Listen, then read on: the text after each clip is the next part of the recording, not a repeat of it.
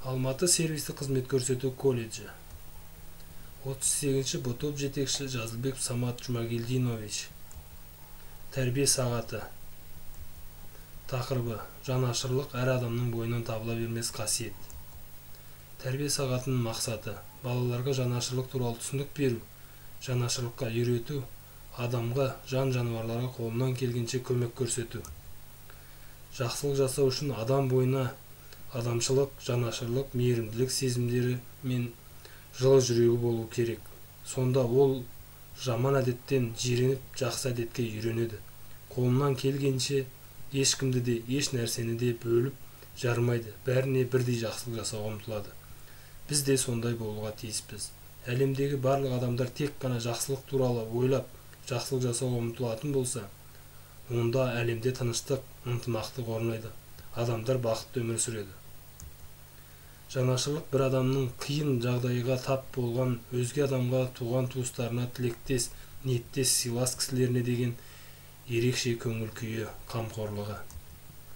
Үлкен зиян шегіп, шығынға ұшыраған, немесе қайғы қасіретке душар болған, сондай-ақ қандай да бір ауыр қиындыққа тап болған адамдарға жанашырлық көрсету, оларға қолдан келгенше көмектесу адамгершіліктің белгісі болып табылады. Қиналған жанға, нәсіліне, дініне қарамастан жанашырлық таныту, әсіресе қазақ халқына ерекше тән ұлттық қасиет. Мысал келтірудейік: жанашырлық. Бір күні базар қақпасына кіре берістен Әбу Насырдың төбесінен көзі шалынғанда ақ елпілдей жүгіріп бір жас жігіт қасына жетіп барады. Ассаламағалейкум, ұстаз. Уағалейкум ассалам. Амансың ба, жігітім? Әрекетің өнімді ме? Қадари хал, ұстаз.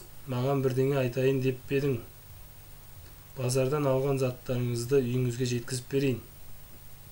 Онда соңымнан ер. Әбу Насыр базардан керек жарағын алды да көп айналмай үйіне қайтты. Жігіт ұстаздың заттарын арқалап жүреді. Аулаға кірген соң Әбу Насыр ақысын төледі. Сонда жігіт: ұстаз, ренжімесеңіз, маған жанашырлықтың не екенін түсіндіріп бересіз бе? Деп өтінді. Ғұлама тұңғиық ойға шомылып тұрып, жігітке қадала қарады. Жарайды, ұғындырайын, есіңде жүрсін, деді де, ғұлама жігіттің талабына қостағандай күлімдеп: жанашырлық шапағатты арқылы пайда болатын ізгілік. Әр адамның өзі көздеген мақсатқа жетуге ұмтылады. Сонда қиындыққа тап болса, бір мейірімді кісі көмектесіп жібереді. Ақ ниеттен туған сол жақсылық жанашырлық деп аталады. Жігіт бас иіп, алғыс айтты да кетіп қалды. Жанашырлық дегенді қалай түсінесіңдер? Жанашырлық парыз ба, әлде міндет пе? Айналаңа не үшін жанашырлық танытар едің?